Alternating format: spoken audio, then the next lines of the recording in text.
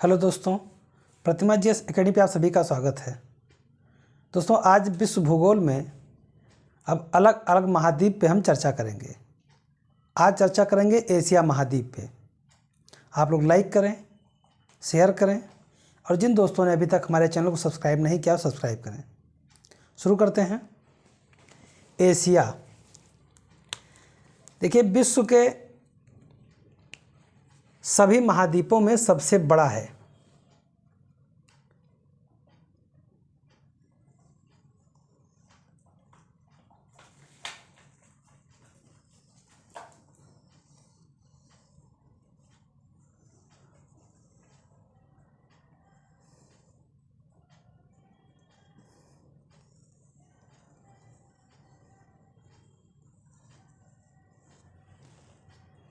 ये एशिया महाद्वीप है। अब एशिया महाद्वीप के अंतर्गत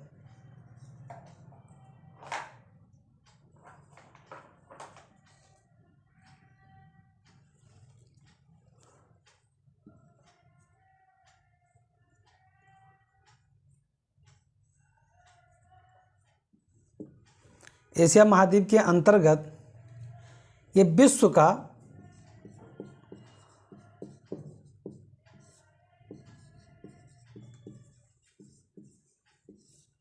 विश्व का सबसे बड़ा महाद्वीप है। एक तरफ उत्तर, दक्षिण, पूर्व, पश्चिम, उत्तर, दक्षिण, पूर्व, पश्चिम सभी दिशाओं के आधार पर अगर इसे देखा जाए तो यहाँ पे बेरिंग जल संधि है, बेरिंग सागर है ऊपर,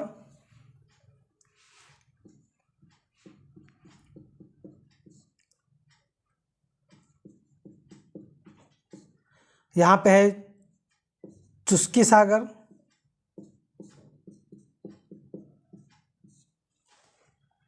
यानी बेरिंग सागर और चुस्की सागर ये आपको मिलेंगे प्रशांत महासागर के पास में। इधर आपको एशिया के पूर्व में इधर आपको मिलेगा अमेरिका का अलास्का, जो कि हमारे लिए ये पश्चिम का आधार है, लेकिन जब यहाँ से देखेंगे तो इधर अलास्का होगा। उसके बाद में यहाँ पे ये जो दिख रहा है ये है यूराल पर्वत, और यहीं पे एक नदी बहती है, बोल्गा नदी।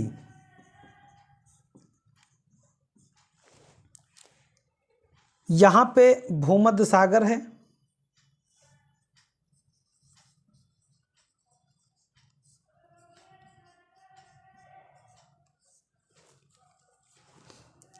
और इसके बाद में ये जो क्षेत्र है ये आपका है लाल सागर।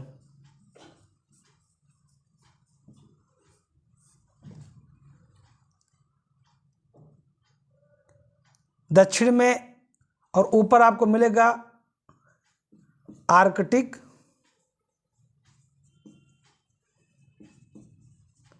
महासागर। दक्षिण में मिलेगा आपको हिंद महासागर,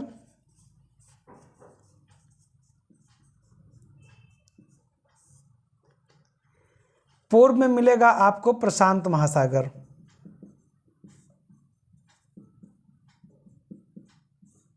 प्रशांत महासागर। अब एक बेसिक स्ट्रक्चर के रूप में आपको यह देखना है, किसी भी महाद्वीप को महाद्वीप जब कहा जाता है जब वह सभी तरह से सुरक्षित हो। तो एशिया महाद्वीप अमेरिका महाद्वीप से कैसे अलग होता है, यूरोप से कैसे अलग होता है, अफ्रीका से कैसे अलग होता है। तो एक तरफ आप देखेंगे कि इधर यूरोप है, एक तरफ देखेंगे आप इधर अफ्रीका है,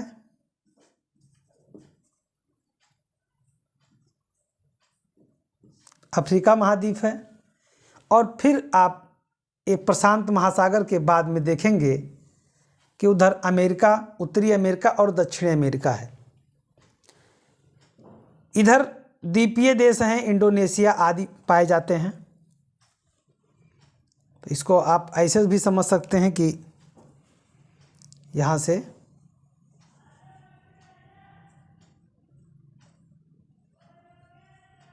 ऐसे करके समझ सकते हैं।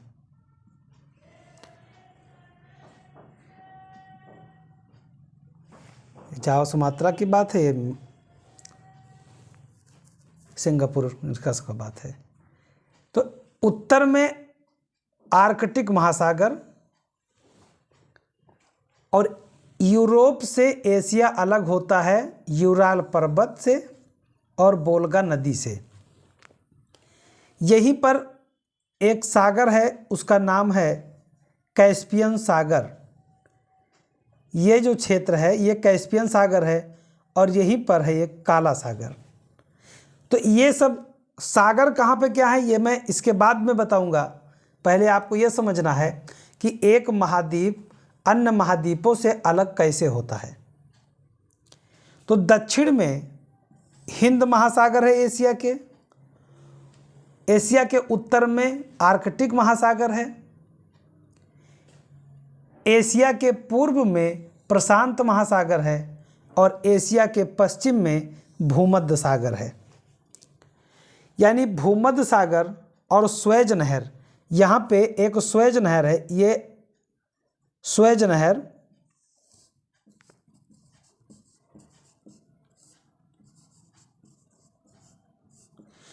स्वेज नहर अफ्रीका को एशिया से अलग करता है।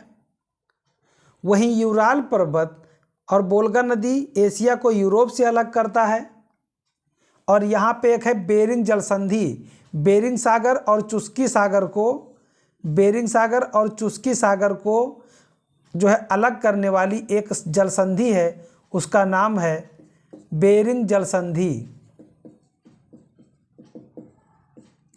जल संधि का मतलब होता है कि दो सागरों को मिलाने वाला और दो क्षेत्र को, लैंड को अलग करने वाली जो क्षेत्र होता है उसे जल संधि के रूप में जाना जाता है। अब यहाँ पे दक्षिणी चीन सागर, पूर्वी चीन सागर, जापान सागर, ओखोस्टक सागर, ये सारी चीज़ें होंगी, फारस की खाड़ी। लेकिन जो एशिया को एशिया बनाता है वो यही पॉइंट है। यहाँ पे आपका है बेरिंग सागर, चुस्की सागर, उत्तर में हो गया आपका आर्कटिक महासागर, यूराल पर्वत, वोल्गा नदी, और यहाँ पे स्वेज नहर, भूमध्य सागर और फिर हिंद महासागर। यानी इतने भागों को मिला करके तब एशिया महाद्वीप अलग होता है।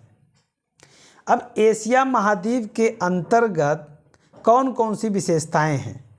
तो एशिया महाद्वीप पूरे विश्व का सबसे बड़ा महाद्वीप है और ये कुल क्षेत्रफल के 30% का प्रतिनिधित्व करता है। एशिया महाद्वीप कुल क्षेत्रफल का 30% का प्रतिनिधित्व करता है।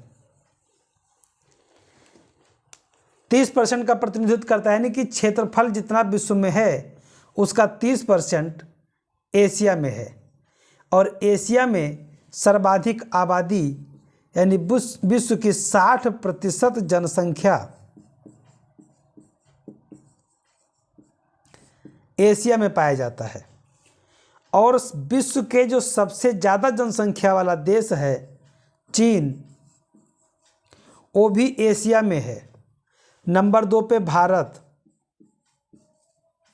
वो भी एशिया में है। यानी कि एशिया महाद्वीप में सर्वाधिक जनसंख्या वाले देशों में चीन और भारत पड़ोसी देश भी हैं। जनसंख्या के और एशिया का जो क्षेत्रफल के दृष्टि से सबसे बड़ा देश है वो भी चीन है। यानी जनसंख्या में भी सबसे बड़ा है और क्षेत्रफल में भी सबसे बड़ा है। तो अगर एशिया का सबसे बड़ा क्षेत्रफल के दृष्टि से चीन है तो सबसे छोटा कौन है? तो सबसे छोटा है मालदीव। एशिया का सबसे छोटा देश है मालदीव।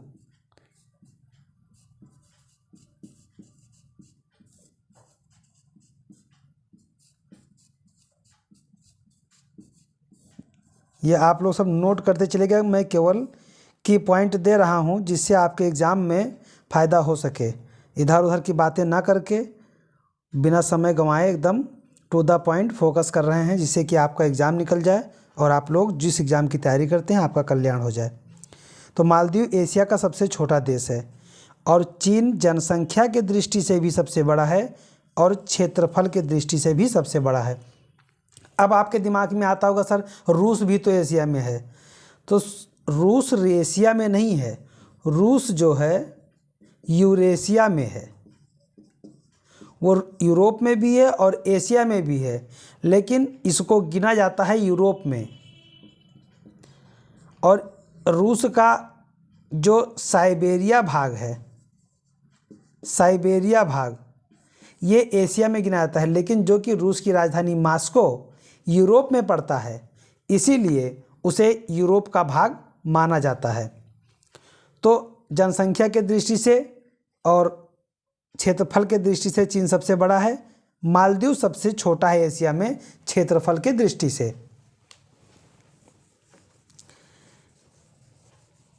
एशिया में विश्व का सबसे ऊंचा पर्वत माउंट एवरेस्ट विद्यमान है। विश्व का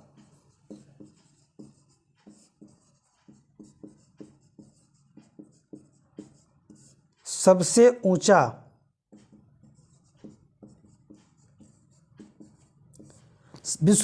ऊंचा पर्वत माउंट एवरेस्ट विद्यमान है। इसे नेपाल में सागर माथा कहा जाता है। सागर माथा के नाम से जाना जाता है और 8,800 कई जगह पे 48 मीटर लिखा मिलता है और कई जगह पे 8,850 मीटर आपको मिलता है।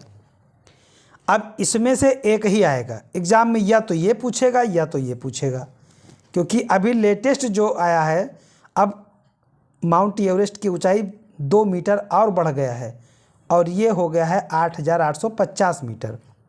जबकि जो पुराने एनसीईआरटी है या अन्य कोई पुस्तक है उसमें 8,848 मीटर लिखा है। तो ऑप्शन में दोनों नहीं आएगा, और अगर दोनों देता है तो आप इसे मारिएगा। अगर दोनों नहीं देता है, 50 देता है, 48 नहीं देता है तो 50 मारिएगा। विश्व का सबसे बड़ा पठार और सबसे ऊंचा पठार,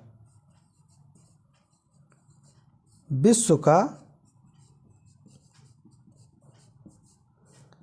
सबसे बड़ा पठार और सबसे ऊंचा पठार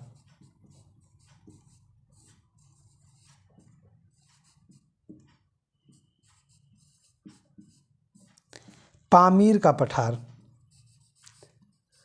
पामीर का पठार ये भी एशिया में पाया जाता है और इसीलिए इसे विश्व की छत के नाम से जाना जाता है। पामीर के पठार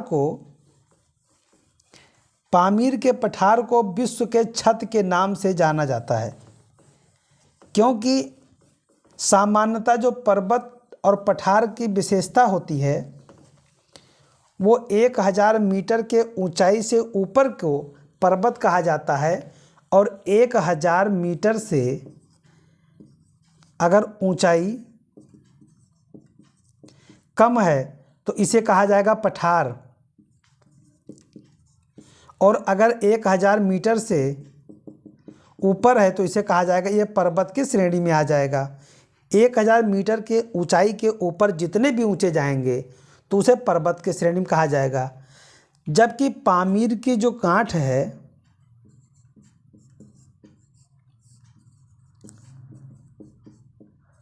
पामीर की जो गांठ है ये 5,000 मीटर ऊंचा है, लेकिन फिर भी इसे पर्वत ना कह के इसे पठार कहा जाता है। क्यों? ये सपाट है, ये पिरामिड रूप में नुकीलाकार नहीं है, ये सपाट है। और जब सपाट है इसीलिए इसको विश्व का छत कहा जाता है। विश्व का छत की संज्ञा पामीर के गांठ को दिया जाता है। एशिया में सबसे ज़्यादा बड़ा जो लैंड लॉर्ड कंट्रीज है यानी कि भू आबद्ध देश है वो कजाकिस्तान है, पाया जाता है पहला। दूसरा में मंगोलिया है, वो भी पाया जाता है। अब हम इस पे चर्चा करें इसके पहले आप ये देख लीजिए कि विश्व के लगभग 30% क्षेत्रफल पर यह विस्तृत है और 3 प्रमुख अक्षांशीय वृत्त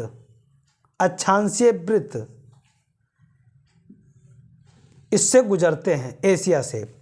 अब 3 प्रमुख अक्षांशीय वृत्त कैसे गुजरते हैं? एक तो हो गया विषुवत वृत्त,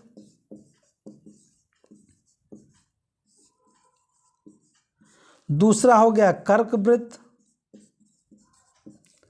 और तीसरा हो गया आर्कटिक वृत्त।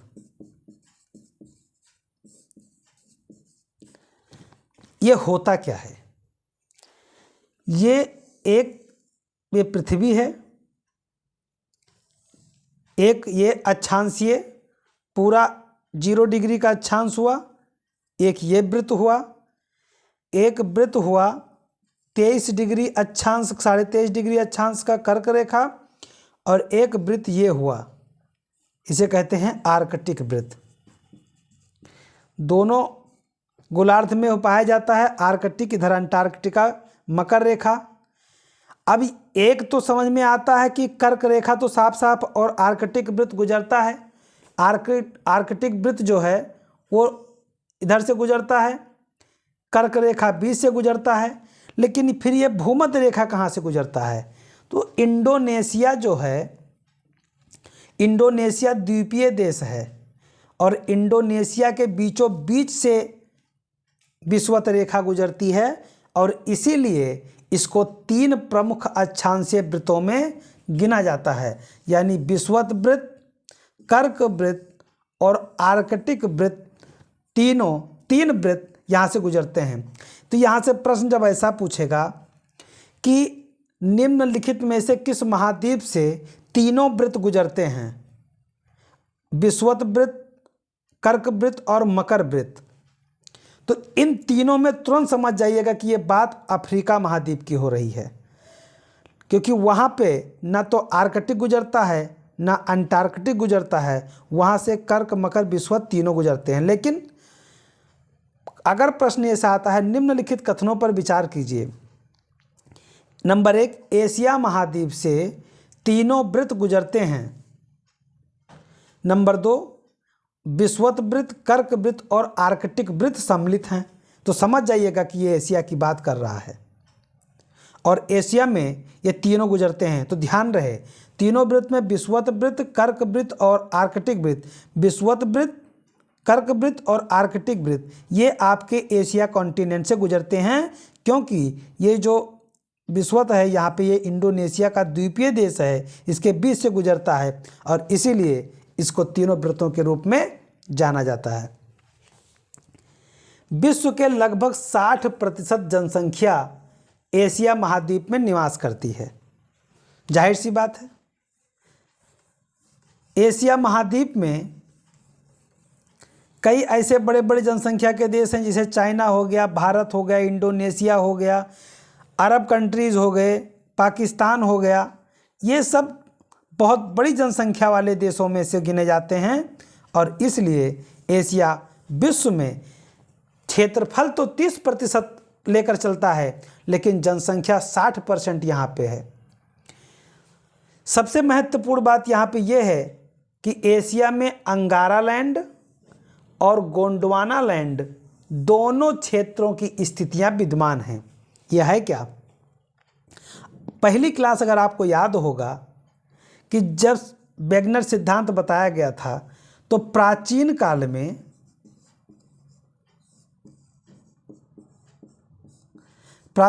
में पैंजिया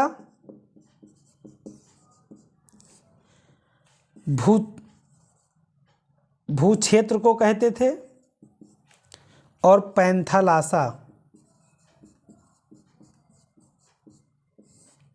महासागर को। यानी पैंजिया महासागर पर यानी पैंथालासा पे तैर रहा था और बाद में ये दो भागों में विभाजित हो गया। ये ऐसे था पृथ्वी और उसके बाद में ऐसे लैंड थे और ये सब सागर था।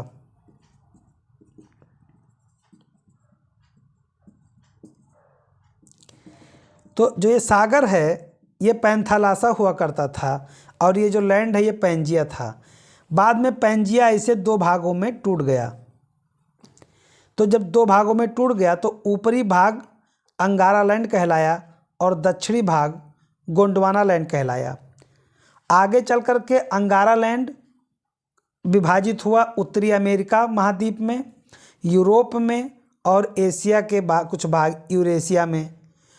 वहीं गोंडवाना लैंड दक्षिणी अमेरिका, अफ्रीका महाद्वीप और भारतीय उपमहाद्वीप और ऑस्ट्रेलिया में विभाजित हो गया। तो एशिया में दोनों कैसे पाए जाते हैं?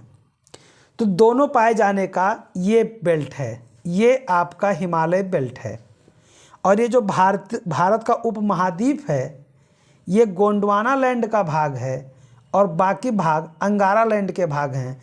इसीलिए एशिया महाद्वीप में अंगारा लैंड और गोंडवाना लैंड दोनों के भाग स्थित हैं।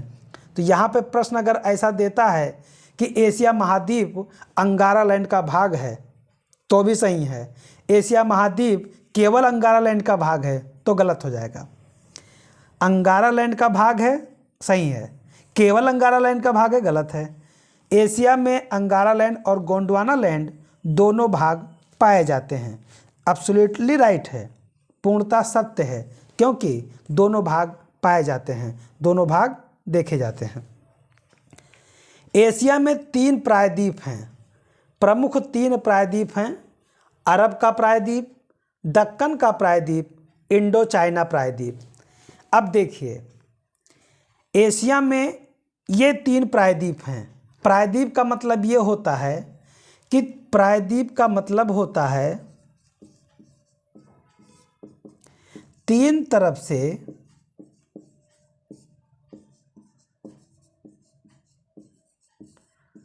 समुद्र या जल से घिरा होना। 3 तरफ से समुद्र से या जल से घिरा हो और एक तरफ से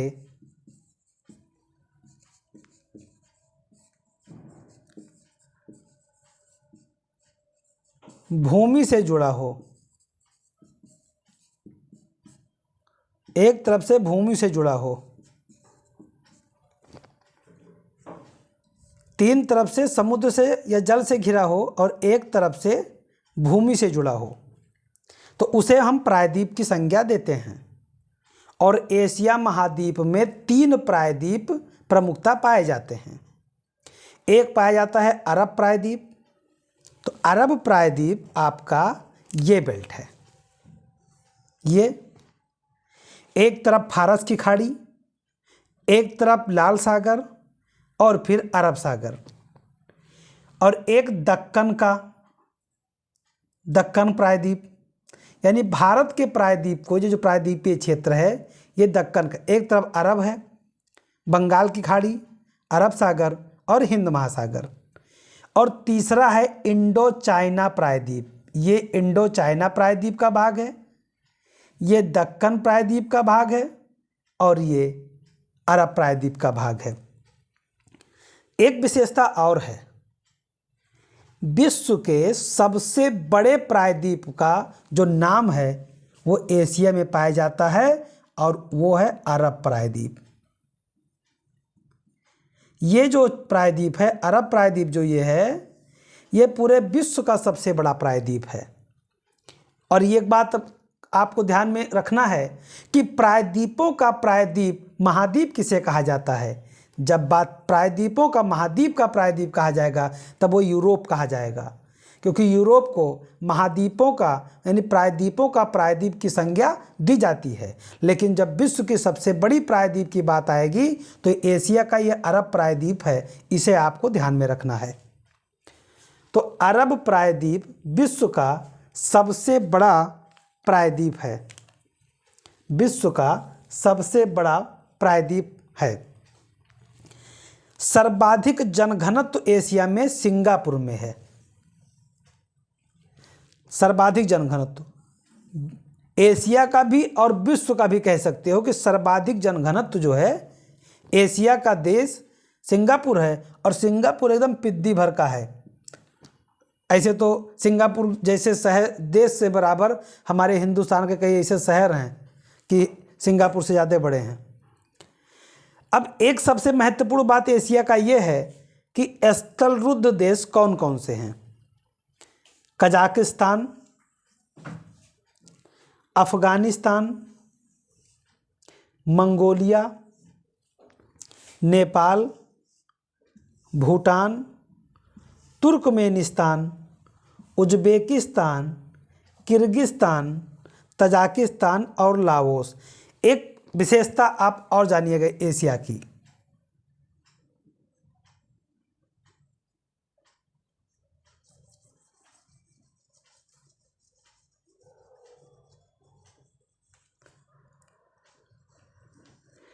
ये जो क्षेत्र है मध्य एशिया का, ये क्षेत्र, यहाँ पे देखिए स्थलबद्ध या स्थलरुद्ध देश क्या होते हैं, जिनकी सीमा समुद्र से या कहीं जल से न लगता हो। जिनकी सीमा समुद्र से या जल से न लगता हो उन्हें स्थलरुद्ध देश कहा जाता है। तो आपको कुछ देश यहाँ पे देखने को मिलेंगे और एक देश यहाँ पे मात्र है, ये लाओस। ये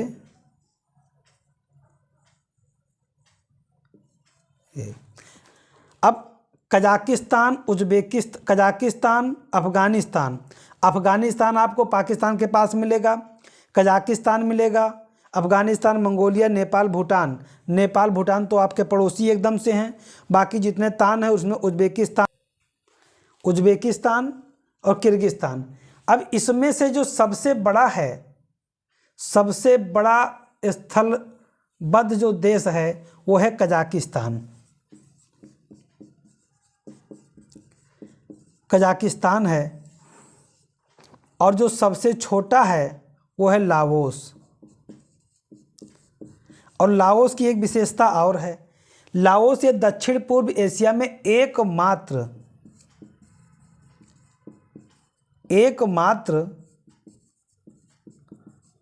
स्थलरुद्ध देश है।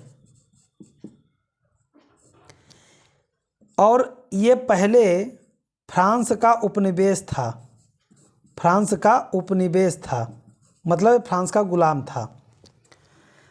तो यहाँ पे लाओस है, फिर भूटान आपको मिलेगा, नेपाल मिलेगा, और कजाकिस्तान सबसे बड़ा है, नंबर 1 विश्व का सबसे बड़ा स्थलबद्ध है। और नंबर 2 पे मंगोलिया है। ये मंगोलिया इधर रूस है और इधर चीन है और बीच में मंगोलिया है। तो ये मंगोलिया जो है नंबर 2 पे मंगोलिया है सबसे बड़ा, नंबर दूसरे स्थान पर आता है स्थलबद्ध देशों के श्रेणी में। तो यहाँ पे एशिया महाद्वीप के अंतर्गत लाओस दक्षिण पूर्व एशिया का एकमात्र स्थलरुद्ध देश है जो पूर्व में फ्रांस का उपनिवेश था, यहाँ पे है। तो एशिया से संबंधित महत्वपूर्ण बातें और आगे भी कंटिन्यू करते हैं। एशिया में नदियों का जाल है। एशिया में नदियों का जाल है जिसमें गंगा, ब्रह्मपुत्र, सिंधु, सतलज, काबुली, गोमती जिसे गोमल बोला जाता है, गोमल अफगानिस्तान में है, और चीन में है यांगसी, सिक्यांग, फिर दक्षिण पश्चिम में है इरावदी। ऐसी कई नदियां बहती हैं, लेकिन एशिया में जो सबसे बड़ी नदी है वो है यांगसी। यांगसी नदी एशिया की सबसे लंबी नदी है। अब यहाँ पे आपके विचार में आता होगा, अगर एशिया की सबसे लंबी नदी यांगसी है तो विश्व की सबसे लंबी नदी कौन सी है? आपको दो नदी याद रखना है। एक आपको याद रखना है नील नदी, एक आपको याद रखना है अमेजन नदी।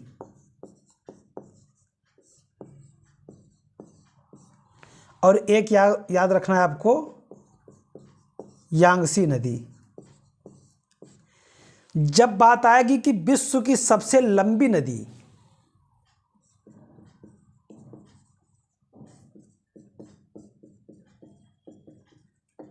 विश्व की सबसे लंबी नदी, तब आप नील नदी लगाएंगे और ये आपको मिलेगी अफ्रीका महाद्वीप में।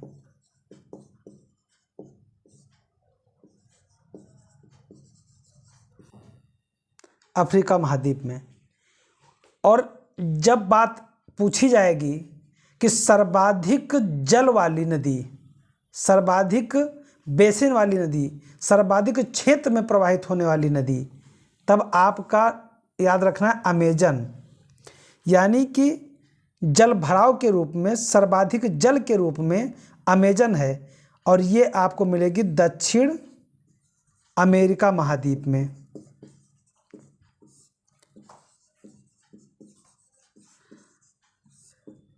में।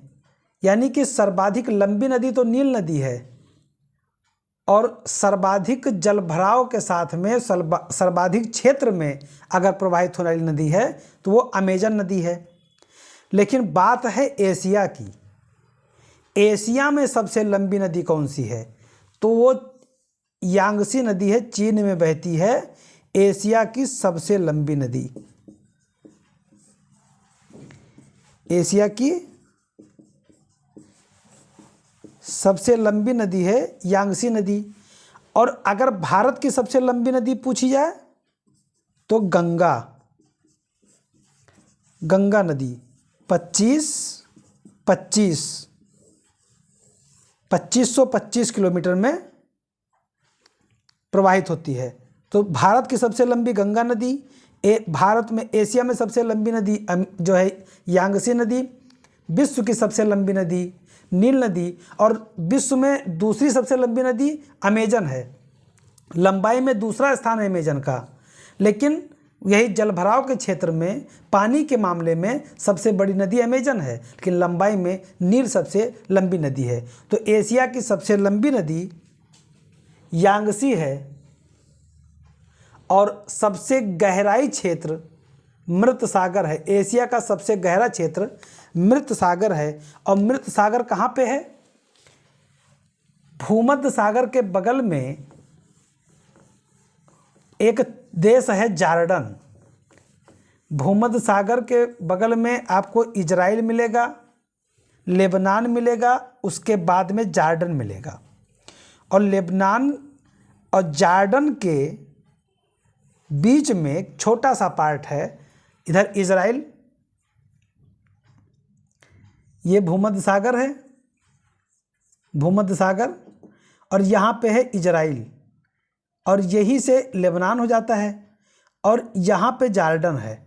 जॉर्डन ऐसा देश है कि जो भूमध्य सागर से लगता तो नहीं है, लेकिन यहाँ पे मृत सागर है। मृत सागर ये सब एशिया का सबसे गहरा, एशिया का सर्वाधिक गहरा क्षेत्र है। लेकिन बात आएगी एशिया का सर्वाधिक गहरा क्षेत्र, तो ये है 397 मीटर गहरा है ये। लेकिन जब आएगा कि प्रशांत महासागर में विश्व के सबसे गहरा गर्त सबसे गहरा वो मेरियाना गर्त है। मेरियाना गर्त है 11,022 मीटर गहरा है। और 11,022 मीटर गहरा मेरियाना गर्त जो है ये एशिया का एक द्वीप है फिलीपींस के अंडर में आता है। फिलीपींस द्वीप समूह जो है उसी के अंडर में आता है मेरियाना गर्त। लेकिन ये गर्त है, ये महासागर में है और ये स्थल भाग का सबसे गहरा क्षेत्र है। एशिया का सबसे गहरा क्षेत्र है मृत सागर, ये जॉर्डन के पास है। लेकिन पूरे विश्व का सबसे गहरा है मेरियाना गर्त, लेकिन ये प्रशांत महासागर में है, ये सागरीय गर्त है। ये लैंड का सबसे गहरा क्षेत्र है, ये सागरीय गर्त है। तो ये बेसिक अंतर समझिएगा। और ये मेरियाना गर्त भी जो एशिया महाद्वीप का फिलीपींस द्वीप समूह है उसका भाग है, उसके अंडर में आता है ये। तो इसे भी ध्यान रखने की ज़रूरत है। कई बार प्रश्न पूछ लेता है तो कन्फ्यूजन नहीं होना चाहिए।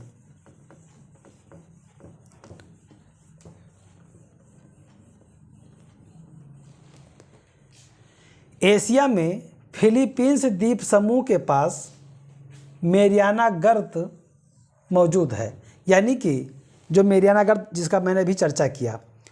विश्व की सबसे गहरी झील बैकाल झील एशिया में है।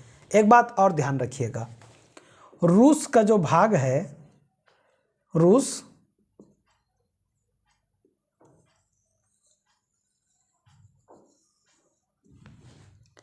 और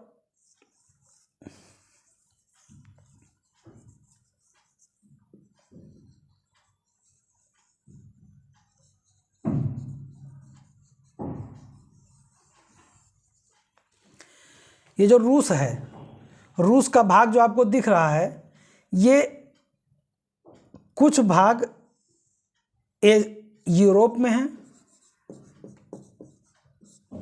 और ये जो एशिया में भाग हैं इसे बोला जाता है साइबेरिया। तो जो बैकाल झील है, बैकाल झील भी और कैस्पियन सागर, यहाँ पे है कैस्पियन सागर।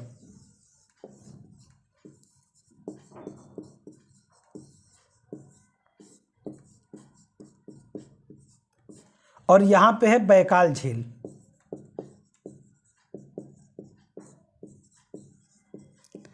तो विश्व की सबसे गहरा झील है बैकाल झील, ये भी साइबेरिया में पाया जाता है।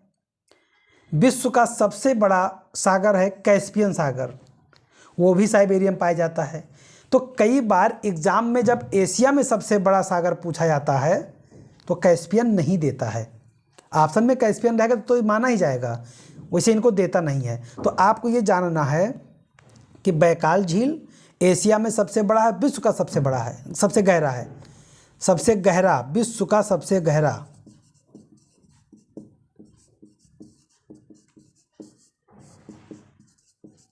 सबसे गहरा और ये विश्व का सबसे बड़ा।